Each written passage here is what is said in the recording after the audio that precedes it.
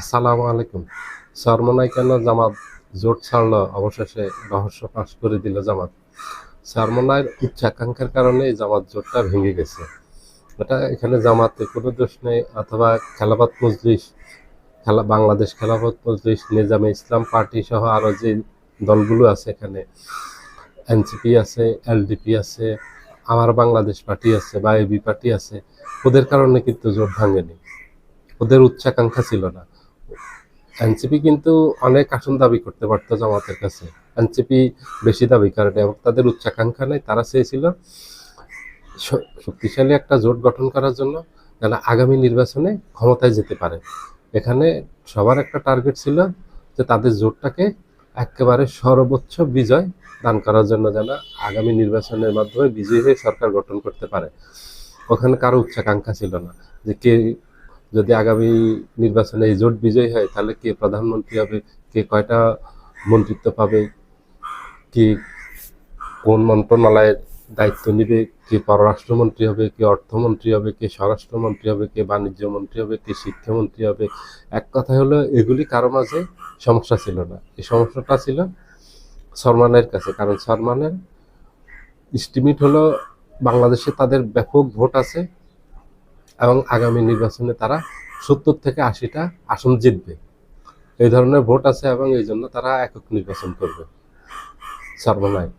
সর্বনয় যদি 70 থেকে 80টা সিট পায় আগামী নির্বাচনে, তাহলে বিএনপি কয়টা পাবে, তাহলে জামাত কয়টা পাবে? কারণ সর্বনয় থেকে অনেক বড় দল বিএনপি। আর সর্বনয় পরশুদিন সংবাদ সম্মেলনের মাধ্যমেও সর্বনয়ের যে ইসলামী আন্দোলনের যুগ্ম মহাসচিব আছেন আতাউর রহমান, উনি নিজে স্বীকার করছেন যে আমাদের থেকে অনেক বড় দল জামায়াত ইসলামী, তাতে কোনো সন্দেহ নেই। ঠিক এইভাবে বক্তব্যটা দিয়েছেন উনি। আপনারা বক্তব্যটা দেখে নিতে পারেন আবার, যে আমাদের থেকে অনেক বড় দল জামায়াত ইসলামী। তাহলে জামায়াত ইসলামী যদি সরমনায় থেকে অনেক বড় দল হয়, তারা কয়টা আসন পাবে? সরমনায় যদি জামায়াত থেকে অনেক ছোট দল হয়ে 70 থেকে 80টা আসন পায়, তাহলে বিএনপি কয়টা পাবে, জামাত কয়টা পাবে, এনসিপি কয়টা পাবে, অন্যান্য দল কয়টা পাবে? এখানে তো আরো অনেক দলের প্রার্থী আছে এবং অনেক যোগ্য প্রার্থী আছে, অনেক স্বতন্ত্র প্রার্থী আছে যারা অনেক জনপ্রিয়, অনেক যোগ্য। অনেক স্বতন্ত্র প্রার্থী কিন্তু মানে নির্বাচনে বিজয়ী হওয়ার সম্ভাবনা আছে, তারা কয়টা পাবে? তো সরমনাই যেটা করছে, তার উচ্চাকাঙ্ক্ষার জন্য একটা আশা ছিল, একটা সম্ভাবনা ছিল যে এই জোটটা আগামী নির্বাচনে বিজয়ী হয়ে ক্ষমতা যাওয়ার জন্য সেটাকে বিনষ্ট করার চেষ্টা করছে সরমনাই, কিন্তু সফল হয়নি সরবনাই।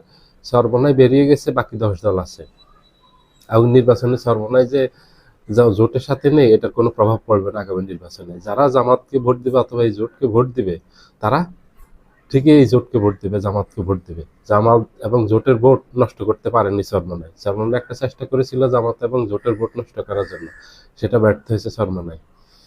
সরমনাইয়ের ভুল রাজনীতির কারণে জাতীয় পার্টির মতো অবস্থা হবে। কারণ জাতীয় পার্টি দেখেন ভেঙে একেবারে খান খান হয়ে গেছে। জাতীয় পার্টির একসময় খুব ভালো অবস্থান ছিল বাংলাদেশে।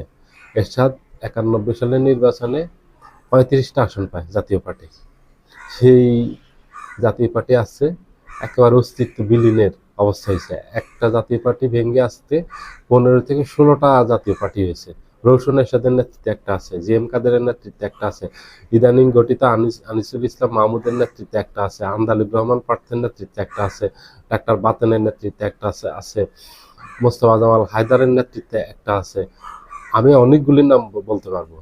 হ্যাঁ, এত বললাম না, এতগুলি জাতীয় পার্টি হয়েছে ভুল রাজনীতির কারণে। এই ভুল রাজনীতির কারণে সরমনায় আগামী নির্বাচনে চরম বাড়াডুবি ঘটবে। আমার কথাটা মনে রাখবেন। দেখবেন যে সরমনায় আগামী নির্বাচনে একটা আসনও পায়নি, কারণ সারা বাংলাদেশে একটা আসন পাওয়ার মতো অবস্থা সরমনায় নেই। সরমনায় ভোট আছে, আমি সরমনাইকে আন্ডার এস্টিমেট করিনি। সরমনায় ভোট আছে, সরমনায় একটা পরিমাণ ভোট পাবে। কিছু আসনে দেখবেন 20,000 পেয়েছে, 30,000 পেয়েছে, 10,000 15,000 করে ভোট পেয়েছে, 5,000 করে ভোট পেয়েছে। এই পরিমাণ একটা ভোট আছে, কিন্তু সারা বাংলাদেশে সরমনায় এককভাবে নির্বাচন করে একটা আসন বিজয়ী হওয়ার মতো ভোট নেই। এটা হলো একদম বাস্তবতা, এটা একেবারে সত্যি। আপনারা খোঁজ নিয়ে জানতে পারবেন যে বরিশাল সদর আসন সরমনায় পড়ছে, সেই বরিশাল সদর আসনে তো হবে না। আর অন্য সারা বাংলাদেশে বাদ দেন, কারণ চরমোনাই ৩০০ আসনে প্রার্থী দিতে পারেনি, তাদের ৩০০ আসনে সাংগঠনিক অবস্থা নেই, 268টা আসনে প্রার্থিতা দিয়েছে, বাকি 32টাতে দিতে পারেনি, প্রার্থী পায়নি। এবং যে 268টা দিয়েছে তার মাঝে চরমোনাইয়ের পীর, চরমোনাই এই যে ইসলামী আন্দোলনের নায়েবে আমির মুফতি রেজাউল করিম, সরি মুফতি ফয়জুল করিম ওনার ভাই, উনি আর এই দলের মহাসচিব যে আছে, এই দুজনকে ছাড়া 2-3জন নেতাকে ছাড়া সারা বাংলাদেশে চরমোনাই পীরের দলের ইসলামী আন্দোলনের কোনো নেতাকে মানুষ চিনে না এবং তাদের তেমন পরিচিতি নেই। রাজনীতিতে পরিচিতি ছাড়া আপনি নির্বাচন করবেন কিভাবে? ব্যারিস্টার আন্দালিব রহমান পার্থর এত পরিচিতি, তারপরে পরাজয়ের সংখ্যা আছে। মাহমুদুর রহমান মান্না রাজনীতিতে এত পরিচিতি, ওনার রাজনৈতিক ক্যারিয়ারে 55 বছরের রাজনৈতিক ক্যারিয়ার, ওনাকে সারা বাংলাদেশে সবাই চিনে, ডাকসুর 2বারের ভিপি, যে রেকর্ড অতীতে কারণে ওনার পর্যন্ত পরাজয়ের ভয় আছে। আর এত অপরিচিত প্রার্থী নিয়ে এবং দুর্বল প্রার্থী নিয়ে চরমোনাই 70 থেকে 80টা আসন পাবে, এটা কল্পনার বাহিরে। এটা হলো একটা মানুষ যখন উচ্চ আকাঙ্ক্ষা করে তখন তার বক্তব্যে এটা থাকে এবং দাম্ভিকতা প্রকাশ পায়। নিজ দলের অবস্থান বুঝতে হবে, নিজের অবস্থান বুঝতে হবে, বুঝে তারপরে সিদ্ধান্ত নিতে হবে রাজনীতিতে, তাহলে রাজনীতিতে সফল হবে। চরমোনাই যেই এস্টিমেট করে আছে তারা আগামী নির্বাচনে 70 থেকে 80 আসন পাবে, এটা ভুল করেও পাবে না। 70-80 আসন তো দূরের কথা, আগামী নির্বাচনে একটা আসন পায় কিনা দেখেন। আগামী নির্বাচনে একটা আসন পাওয়ার মতো ভোট চরমোনাই আছে কিনা দেখেন, কোনো আসন একটা আসন বের করতে পারেন কিনা দেখেন। চরমোনাই রাজনৈতিকভাবে অনেক বড় ভুল করছে, যেই সুবিধাটা জোটে থাকলে পেত চরমোনাই, সেই সুবিধাটা থেকে বঞ্চিত হলো। এই জোটে থাকলে কয়েকটা আসন পাওয়ার সম্ভাবনা ছিল চরমোনাইকে যেই 47টা আসন রেখেছে চরমোনাইয়ের জন্য, সেখান থেকে পাওয়ার সম্ভাবনা ছিল এবং ভবিষ্যৎ রাজনীতি চরমোনাই উপকৃত হতো।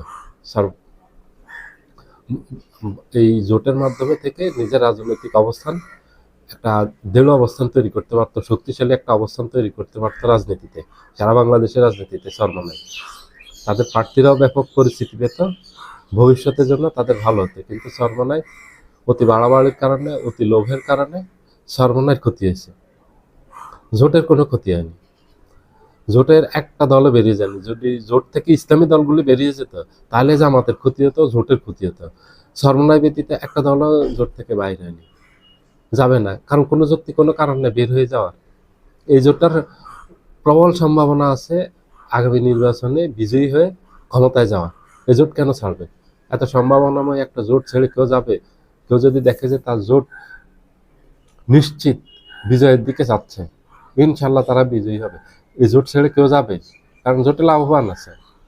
এবং চরমোনাইয়ের অতি লোভের কারণে জোটটা ভেঙে গেল। চরমোনাই চেয়েছে প্রধানমন্ত্রী তাকে দিতে হবে, অনেকগুলি মন্ত্রী দিতে হবে, এগুলির ফয়সালা করতে হবে, এবং ঠুনকো একটা অজুহাত দেখিয়ে এখান থেকে গেছে। কি অজুহাত দেখিয়ে গেছে চরমোনাই? যে বিএনপির সাথে, তারেক রহমানের সাথে বৈঠকে কেন জামায়াতের আমির বললেন যে এই সর্বদলীয় সরকার গঠন করবে এবং বর্তমান সংবিধান অনুযায়ী দেশ পরিচালনা করবে। তো বর্তমান সংবিধান আপনি কিভাবে বাদ দিবেন?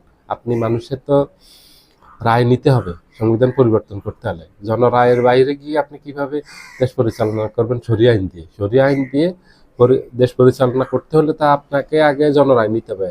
জনগণ পক্ষে রায় দিলে তারপরে আপনি সংবিধান পরিবর্তন করতে পারবেন, তারপরে আপনি শরিয়া আইন কায়েম করতে পারবেন, তার আগে তো পারবেন না।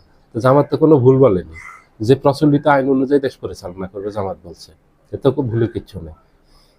সর্বনাশ সর্বনাশ করছে। সবাই ভালো থাকবেন, আল্লাহ হাফেজ।